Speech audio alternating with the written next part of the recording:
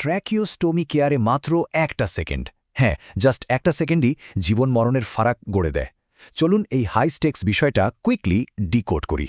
রোগী স্টেবল, ঠিক তখনই একটা ছোট্ট ভুল আর সব শেষ। অ্যাডভান্সড এয়ারওয়ে ম্যানেজমেন্টের আসল চ্যালেঞ্জটা এখানে। এয়ারওয়ে অবস্ট্রাকশন বা হাইপক্সিয়া এগুলো একদম সাইলেন্ট কিলার। ঠিকমতো খেয়াল না রাখলে শ্বাসকষ্ট শুরু হতে জাস্ট কয়েক সেকেন্ড লাগে। প্রপার কেয়ারের ম্যাজিকটা হলো এটা ইনফেকশন আর হঠাৎ টিউব ডিসপ্লেসমেন্টের মতো ফ্যাটাল রিস্কগুলোকে একেবারে আটকে দেয়। হঠাৎ শ্বাসকষ্ট বা অদ্ভুত শোঁ শব্দ শোনা যাচ্ছে, ইগনোর করা যাবে না। এগুলো কিন্তু মারাত্মক এয়ারওয়ে ইমার্জেন্সি রেড ফ্ল্যাগ। সাকশনিংয়ের গোল্ডেন রুল, আগে প্রি অক্সিজেনেট, তারপর সাকশন ছাড়াই ক্যাথেটার ইনসার্ট করে জাস্ট ঘোরাতে ঘোরাতে সাকশন অ্যাপ্লাই করতে হবে। আর হ্যাঁ, এই পুরো প্রসেসটা কিন্তু 10 থেকে 15 সেকেন্ডের মধ্যেই শেষ করতে হবে, নইলে severe hypoxia confirmed. Latest trend কি বলছে জানেন? একদম বাধ্য না হলে ডিপ সাকশন টোটালি অ্যাভয়েড করে মিনিমাল প্রেশার ইউজ করতে হবে। স্টোমাক এয়ারের ট্রিকটা সিম্পল। স্টেরাইল স্যালাইন দিয়ে সবসময় ভেতর থেকে বাইরের দিকে মুছতে হবে। ময়েশ্চার কন্ট্রোল না করলেই ফাঙ্গাস। ট্র্যাকটায়ের ব্যালেন্সটা খুব ক্রিটিক্যাল। বেশি টাইট হলে স্কিন ইঞ্জুরি, আর একটু ঢিলা হলেই হুট করে টিউব খুলে যাওয়ার চান্স।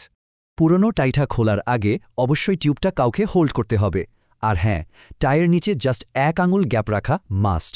ন্যাচারাল হিউমিডিফিকেশন তো বাইপাস হচ্ছে, তাই না? ফলে থিক সিক্রিয়েশনস আর ডেডলি মিউকাস প্লাগ তৈরি হতে কিন্তু সময় লাগে না।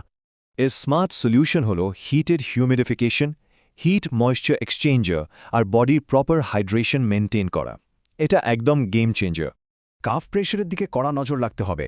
কমপ্লিকেশন এড়াতে এটা সবসময় 20 থেকে 30 সেন্টিমিটার অফ ওয়াটারের মধ্যে থাকা চাই। ইমার্জেন্সি প্রস্তুতির জন্য বেডসাইডে অবটিউরেটর, স্পেয়ার টিউব, সাকশন আর অক্সিজেন সেটআপ রাখাটা অপশনাল নয়, এটা লিটারালি ম্যান্ডেটরি। সবচেয়ে ফেটাল মিস্টেক কি? এয়ারওয়ে ব্লকের আর্লি সাইনগুলো মিস করা এবং নন স্টেরাইল টেকনিক ইউজ করা। এগুলো এড়ানো একদম ক্রুশাল। ওভার সাকশনিং আর পোর হিউমিডিফিকেশন, এই দুটো একসাথে থাকলে মিউকাস প্লাগ আর সিভিয়ার হাইপক্সিয়া ঠেকানো প্রায় ইম্পসিবল হয়ে দাঁড়ায়। রেসপন্স করতে দেরি হলেই বিপদ। ব্লক বা ব্লিডিংয়ের মতো সমস্যা কুইকলি আইডেন্টিফাই করতে পারলে সেটাই আসলে একটা জীবন বাঁচায়। মূল টেকঅ্যাওয়েটা হলো অ্যাডভান্সড এয়ারওয়ে ম্যানেজমেন্টে প্যানিক করার কোনো জায়গা নেই। এখানে প্রিপারেশনটাই সব। এটাই আসল হিরো। পেশেন্টকে স্ট্যাবল মনে হতেই পারে, কিন্তু এই মুহূর্তেই যদি টিউবটা ব্লক হয়ে যায়, বেডসাইডকে সেই ইমার্জেন্সির জন্য সত্যিই রেডি?